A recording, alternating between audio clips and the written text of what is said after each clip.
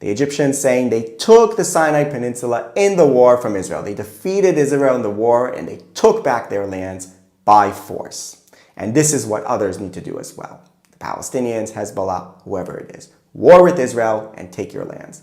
I said those words on October 6th, 2023, less than a day before Hamas invaded Israel, massacred all those people, and took over 200 hostages into Gaza, which has led us to 2 years of war where we are right now. So why is October 6th important? It is the anniversary of the Yom Kippur or October War between Israel and Egypt. And when I visited Egypt as an Israeli, I went to their museum to see how they interpreted that war and the following peace treaty. And what I saw was quite disturbing. And it turns out that it actually has an effect and perhaps even an inspiration for Hamas and others to continue their war against Israel rather than to make peace with Israel as Egypt did. Why is that? How is that possible? I suggest you take a look at this clip to see the museum and also how I broke down or analyzed what was in that museum in the later part of this clip. Take a look. Me? I'm from Israel. Where? Israel. You are welcome. Thank you so much. انت كنت في بانوراما اكتوبر؟ شفته؟ شفته اوكي. وشو رايك؟ شو رايك؟ ممتاز. The outside presents Egyptian and Israeli weapons. This is an Israeli tank that was captured in the Sinai, and it's on display here in the museum. While inside is a series of video screenings. How Egyptians resisted defeat and prepared for the war of revenge and victory, and the various strategies used in surprising the enemy up until the victorious end. So it's quite crazy. I'm in the hall here, and a really nice clerk gave me a private show. This is usually for groups reserved. And they were very nice and came here and showing me this display. This is showing the generals that were participating on the Egyptian side, giving a bit of a biography of them. The Egyptian soldiers, there's the crossing of the canal and the boats. And here are displayed these captured Israeli soldiers. You see here the helmets, Star of David. So this is very interesting because there's basically an ancient Egyptian with a bow and arrow, and underneath him modern Egyptian, a pilot and soldiers. So the museum is showing all of the Egyptian military prowess throughout the ages, going back from the pharaohs through, you see here, Napoleon invading Egypt. There's a part on that. Alexander the Great, Crusaders. Everything kind of tied into this. So now these gentlemen taking me to see the movie display, and it's a private show because there's nobody here. No. So yeah, here. This is the display hall. Huge screen. I am ready. Yes, thank you. Let's see the movie. مدفعي مكثف ضد مواقع العدو في سيناء على امتداد الجبهة وفي العمق. God.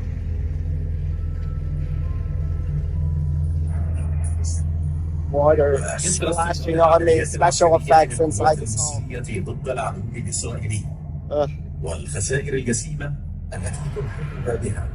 قامت الطائرات الإسرائيلية كتير فيديو. فكرت فيديو 5 دقايق. So that was just one of several displays. So going up here, another movie. Movie number 2. So let's see.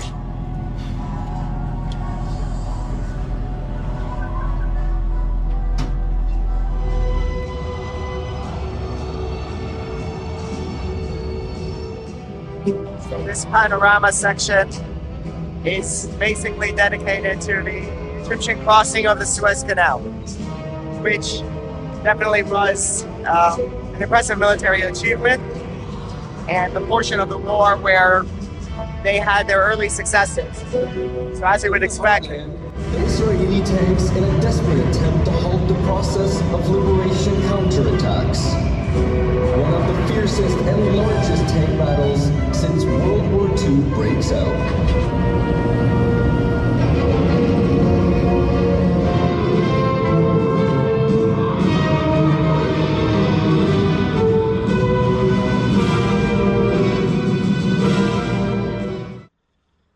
So that was it. 3 displays, each of around 20 minutes. The last one didn't work, so an hour in total, showing really only the first part of the war, because that was the part where the Egyptians had their successes. And there is definitely an element here of sort of glorifying Egyptian military accomplishments over millennia, going back to the ancient Egyptians, fighting crusaders, and then lastly fighting the Israelis. Basically, according to the Egyptians, they say they won. So they talked about the Egyptian victory, despite the Israeli troops being on the way to Cairo when the ceasefire was signed.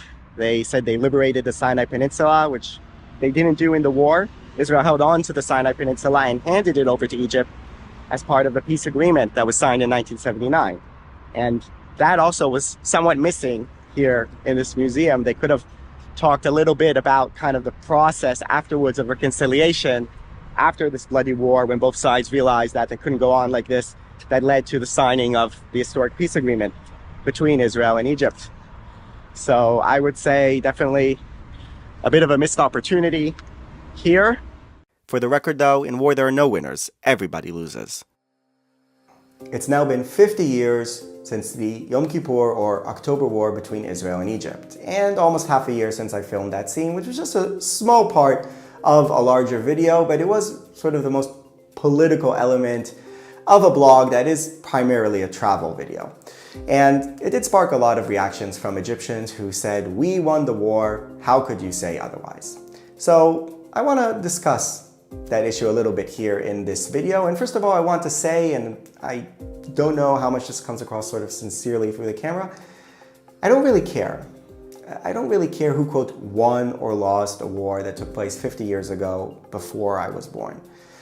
But there was one type of remark in the comment section which did disturb me a little bit. And I'll get to that in a moment if you bear with me. But first I want to talk about not what happened during the war, but rather what happened after the war. So this is what the map looks like when the ceasefire was signed on the 25th of October, 1973.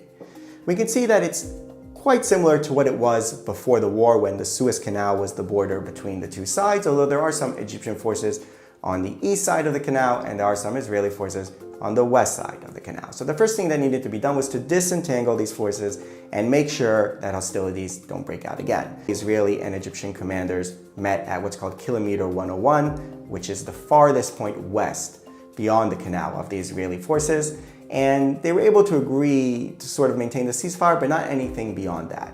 And this is where the American mediation stepped in, led by the US Secretary of State Henry Kissinger, who through very intense and difficult negotiations managed to hammer out 3 months later, on January 1974, a more substantial agreement, the Israeli-Egyptian Disengagement Treaty, also known as Sinai I. And there were a bunch of articles in this agreement. You can see here the first article that talks about line A, east of which will be the Israeli forces, and line B, west of which will be the Egyptian forces. And there were a bunch of other articles with more lines and demilitarized zones and so forth. It's not that important for this video. You can see the full agreement that I've linked in the description below. But what's important is that this agreement held, and therefore, a year and a half later, on September 1975, another agreement was signed. The Israel-Egypt Interim Agreement, also known as Sinai II. And this again talks about positions of forces.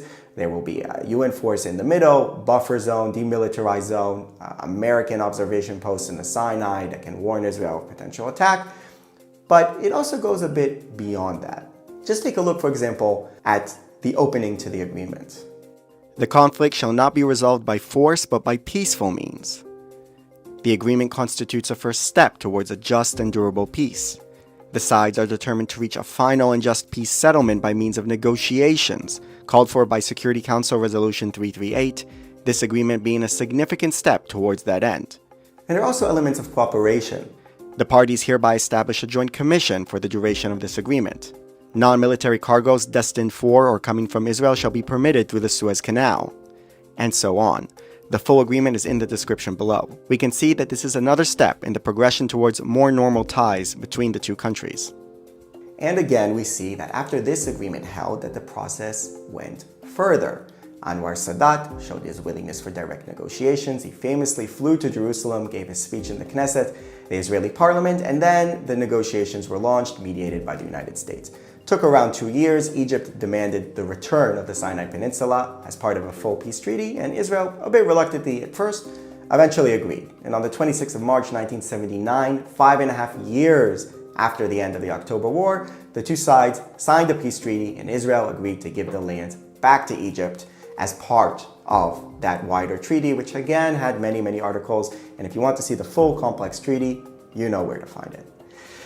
So, still Israel had to withdraw from the territories, and that took around 2 years in stages, with the final stage being completed on April 1982.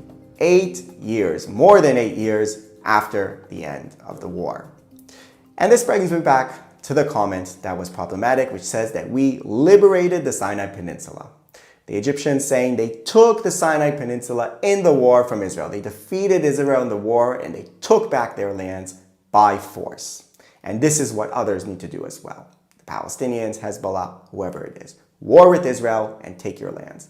And in this case, we see the opposite. We see the process that was just laid out, which was a very intense negotiation mediated by the United States and other powers, and at the end of which Israel handed over peacefully the territory to Egypt many years after the war concluded.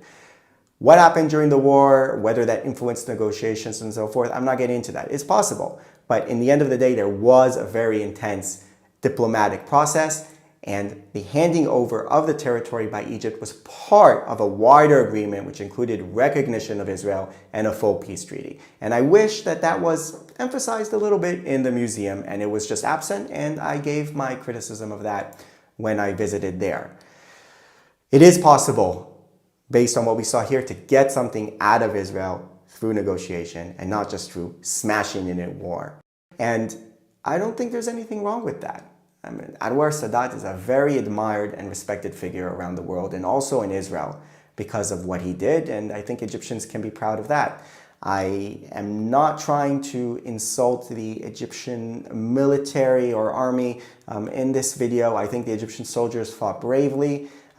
Many of them gave their lives for the cause. It's not something that I take lightly. The crossing of the Suez Canal was a very impressive military achievement, but it's not what ultimately brought the Suez Canal or the Sinai Peninsula back under Egyptian control. That happened after the negotiation process, and it was handed over by Israel peacefully. That's all I have to say about that. For my full perspective on Egypt, I really suggest that you watch the full video. That was really just a very, very small part of the video. There's a lot more to it. And if you're watching and you're not one of the two parties, Israel and Egypt, then also please check out the video, and hopefully that will inspire you to visit Egypt. It's an amazing, beautiful, fascinating country with so much history, so many interesting things going on there. It's really a place that I recommend that you have to go visit, so please check out the video. War with Israel lost Egypt lands. Diplomacy won them back. But the conclusion is the opposite. Diplomacy is bad, war is good and glorious. And others need to do so as well. Hamas, Hezbollah, the Iranians, all the enemies of Israel need to do what Egypt supposedly did, at least in their minds. This is not what happened, which is to smash Israel and take your lands by force. Not to do what Sadat did, which was to say, I want to make peace with Israel, to fly to Jerusalem, give a speech, try to reconcile, enter negotiations in good faith, and then, you know, a major concession from Israel, giving up the Sinai Peninsula to Egypt in exchange for that peace agreement. They're not saying that, for example, Hamas, the Palestinians in Gaza need to do that, which actually worked for them, but rather they need to do what didn't work, which was decades of war with Israel and to try to smash and destroy Israel. The conclusions are opposite. And I said this again, just one day before the war broke out, before Hamas massacred all those people based on the wrong conclusions which they reached from the October War of 1973, which we are commemorating today, 52 years on. Also, please, I highly suggest that you go watch my vlog from Egypt. You saw some snippets there at the end from that. And I'm always wishing for a good relationship between Israel and Egypt, and much love to some of my Egyptian followers who are amazing. Most of the Egyptians don't like me, but there are some who appreciated my visit. So please visit Egypt as well if you can. Thank you very much for watching. See you next time.